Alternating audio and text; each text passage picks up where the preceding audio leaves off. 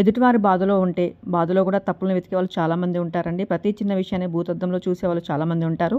ఇప్పుడు ఈ విషయాన్ని ఎందుకు చెప్తున్నానంటే, క్రితం వారం శుక్రవారం రోజున వరలక్ష్మి వ్రతం రోజున మా చెల్లెల కూతురు అయితే పెళ్ళైన మరుసటి రోజే లారీ యాక్సిడెంట్లో అయితే చనిపోయిందండి. ఇంకా ఆ విషయం తెలియగానే నాకు పూజలో ఉన్నప్పుడే ఫోన్ వచ్చింది. వెంటనే వెళ్ళిపోయాను. ఎవరికైనా చెప్దామనుకున్నా పూజ టైం కదా నిదానంగా చెప్దాంలే అని చెప్పలేదండి.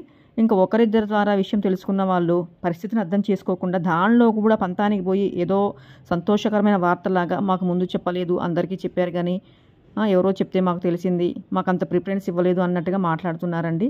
మరి అది ఎంతవరకు న్యాయమో వాళ్ళకే తెలియాలి. అది సందర్భమేనా, ఆ విషయాన్ని కూడా అలా భూతద్దంలో చూస్తారా, బాధాకరమైన విషయాన్ని కూడా అయితే నాకు అనిపించింది.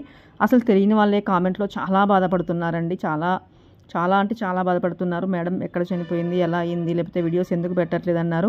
నేనైతే యాక్సిడెంట్ వీడియోస్ అయితే నేను యూట్యూబ్లో పెట్టలేనండి, అందుకనే పెట్టలేదు. చాలా భయంకరంగా కూడా ఉన్నాయి, అందుకనే పెట్టలేదు. తెలియని వ్యక్తులు అలాంటిది బాధపడుతున్నారు కానీ తెలిసిన వాళ్ళే పంతానికి పోయి మాకు అవసరమా, మాకు ముందు చెప్పిందా, మేమెందుకు ఫోన్ చేయాలి అని చెప్పేసి 10 రోజులైనా వారం అవుతుంది ఇంకా నువ్వు చెప్పావా అని చూస్తున్నామని చెప్పేసి ఇవాళ ఫోన్ చేసి మరి అంటున్నారండి.